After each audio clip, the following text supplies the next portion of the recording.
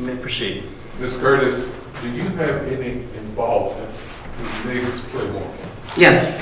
And in what capacity do you function with MIGS Playmore? I come up there and I volunteer for the Playmore. And what does your volunteer work consist of? So technically we call me the operations director. So it consists of many jobs at the Playmore. Doing what jobs? I said it consists of many jobs at the Many Playmore. jobs, okay. Many jobs at the Playmore. And that, what are those jobs? What are those jobs?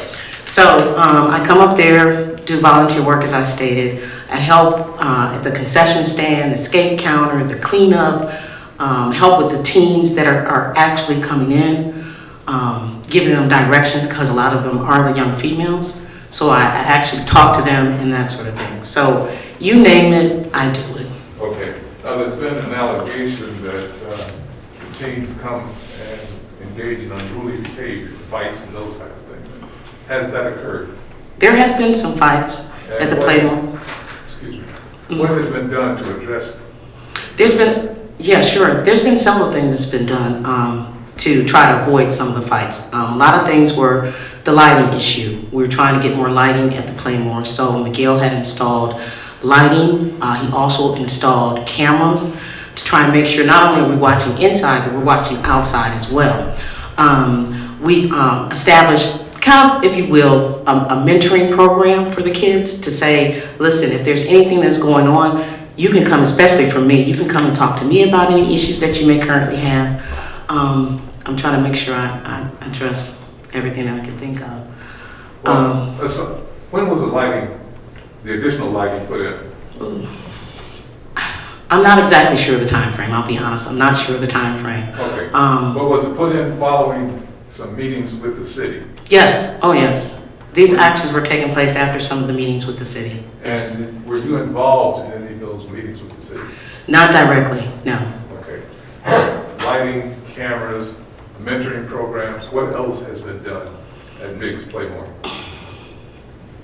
I mean, even in some sessions, I can say, Meg has stopped the music to talk to the kids, to let them know the importance of not fighting, and that sort of thing in the Playmore, and to be more responsible in the community. I mean, we've actually cut down the music to talk to the kids while they were there. So basically, while people are skating, music is playing. We'll stop the music. You stop the music. And who will go, I guess, on the amplification system to have conversations with people? Miguel.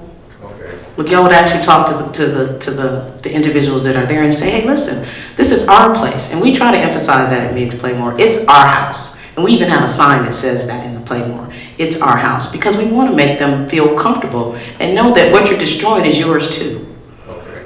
And have you been involved with conversations with law enforcement at MIGS Playmore? I have talked to some of the officers that were there. I was there on the first riot, as they call it, but the first fight that actually happened, I was actually there and totally appalled at what I saw with my own eyes.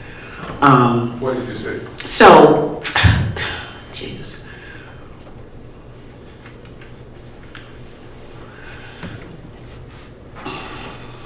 Excuse me. What I saw and what is so vivid in my mind to this day is the kids were outside and the officers were running around. I don't know if it's a rifle, whatever they had that looked like a rifle, running and pointing at these kids. And I'm like screaming at the officer as he's doing it, like, what are you doing? And I look at another officer that's standing close by and he just held his head down. And I'm thinking, is this what we're doing? Really? Is this what we're doing? And so, we have to take responsibilities of ourselves, but we also have to take responsibilities of those kids. There are responsibilities, and for me to see that, it was unbelievable, actually. So, needless to say, after that, I had gone out of town, but a council meeting was going on to discuss the first party, and I was out of town, made it back just in time to get up and talk to council that day. And after that, I think they kind of realized, even the mayor was there, kind of realized, wait a minute, there's some passion here with these folks in this Playmore. And they all decided to come up to the skating rink to see what it's about, because when you think about skating, you think about just the kids. No. We call it the adult playground. It's for older folks too. People as old as 81 are coming here. But nonetheless, they all came out and saw that that's what we like to do and was like, this is great. So you're thinking that we're on a path of going in the right direction, developing some type of relationship with the city. But unfortunately, it didn't happen that way. Now, I understand that security at the Playmore skating rink was increased. When did that happen? Oh, yeah. So security increased. I think it went from 2 security officers to like 4 to 5 security officers when we have events, along with 2 Cleveland police officers that actually come in. So we try to make sure that there's enough security for whatever type of event that's going on, be it with the kids on Saturday or be an event that we may have a special event on Fridays. So we try to make sure that security is there and that they're present. We have them at the front door, we have them inside the building walking around, outside the parking lot. So yes, security has increased. Now, why did you feel it was necessary to increase security? We were trying to go along with what the city wanted to happen. Okay, you need some more security, let's get more security. At some point, we even have the Euclid police officers work at some point, and then all of a sudden, that went south. They won't come work up at the Playmore at all, to my knowledge. I mean, I haven't seen them there working. They have sat across the street in their vehicles, one truck parked this way, another truck parked the other way, just sitting there. Don't know what that's all about. But I mean, I've seen that happen on several occasions as well. Even sometimes they're out there on Saturdays just sitting there across the street watching. I don't know if it's to find out what's going on, what we're doing, versus having a car parked right on the premises that would deter some of the things that are going on. Now, did there come a time when Miggs Playmore implemented a no kids allowed without a responsible adult policy? Yes. When did that happen? It happened after one of the meetings that he had with the city. I guess it was maybe after the memorandum of understanding, to my knowledge, that it was stated that the kids had to be accompanied by an adult and signed in. And that policy was put in place for the kids to come in and have their parents sign in for them. Okay. I'll hand you a document that other people have referred to and ask you if you've seen this before. Has that been marked? No, it has not been marked. You're planning to mark it? I'm going to mark it when Mr. Sanders takes his stand. That was my intent. We can mark it now if the court would prefer. It might help your case. Okay? At least your record. Well,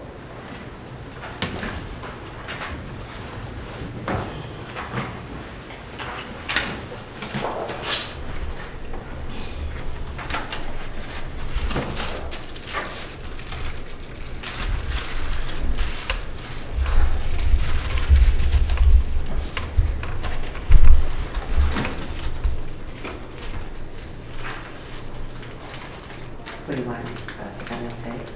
A and B.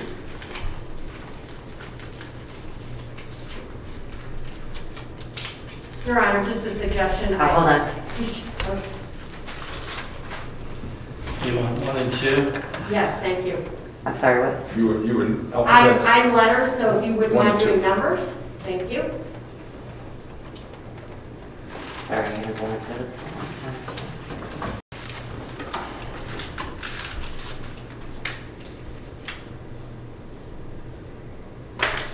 This one's fine.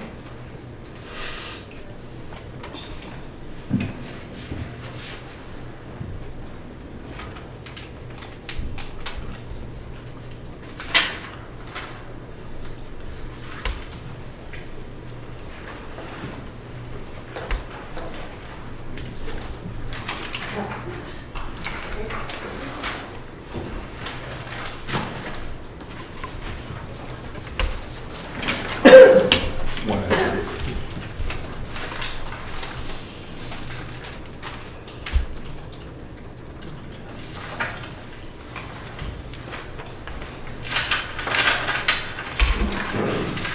I'll hand you what has been marked as Defendant's Exhibit 1 and 2.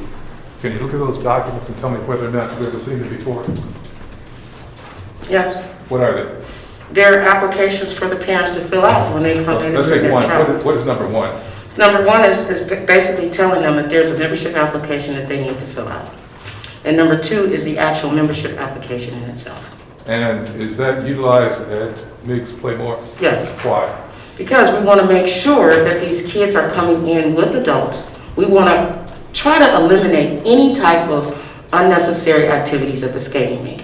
So in order to do that, it's like, okay, final thing. We have to make sure not only does a parent come in and do the membership, but if they come in under 18, they have to stay with their child during the entire duration of the skate. Has that, excuse me, were you finished? Yes. Has that policy been implemented? Yes. Okay. When did you start to implement that policy? This was about 2 weeks ago, Okay. of the last 2 skating sessions, yes, Okay. in place, yes. Thank you. I have nothing further. Okay, Ms. Sweeney McCross. Thank you, Your Honor. Ms. Curtis, the mentoring program that you mentioned, when was that established? We talked about doing the mentoring program about 2 weeks ago as well. But understand that I've been in there mentoring those kids, talking to them, even before initiating a specific program. You mentioned the MOU with the city, so you are aware are you aware that that document exists? I heard yes. Okay. Have you ever seen it before? No, I have not gone through the memorandum of understanding. So are you Entirely. familiar with any of the terms and conditions? I know what the memorandum of understanding I'm sorry, we have is. to not talk over each other. Yes,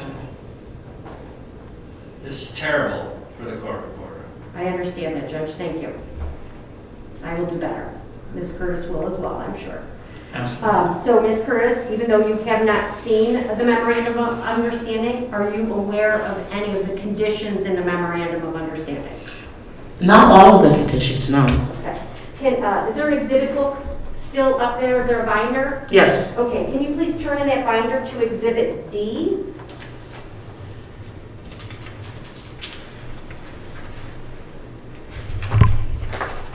Are you there? Yep. Okay. Do you have any reason to dispute that this is a memorandum of understanding executed between the City of Euclid, the Chief of Police, and Mr. Sanders? And if you want to look on page 2, there's some signatures. Do you have any reason to dispute this is the memorandum of understanding that we've been talking about? No. Okay. If you could go down toward the bottom of the page, there's some numbers there. The first one is that Sanders shall apply for a special event permit no later than 14 days before the date of his intended special event. Are you aware do you have any knowledge if Mr. Sanders has complied with that first item? Again, no, I'm not even familiar with that, so I can't answer that for you. Okay. Personally.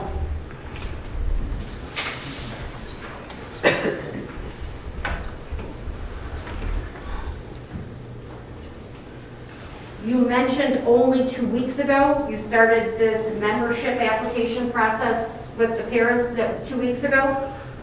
With that the- right? Yes, with the parents that they must stay with their children. That specific one, with the forms that he just showed me, was the one that was implemented 2 weeks ago. But there was a program previous to that.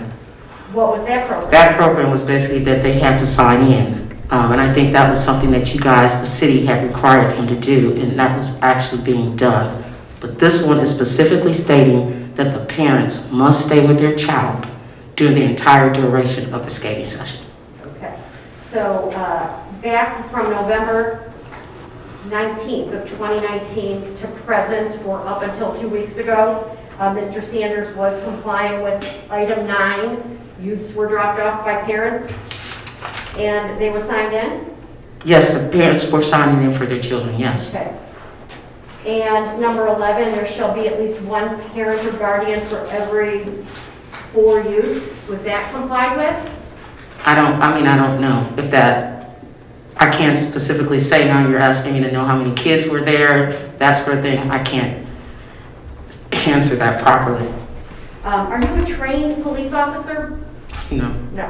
Are you aware when tactical measures are appropriate or inappropriate in a particular situation? So we don't, I'll put it this way, I leave that up to security. Ma'am, yes or no, please. Are you aware when tactical measures are appropriate or inappropriate? No. Do you know why any members of the Euclid Police Department do not want to work events at Playmore? Objection.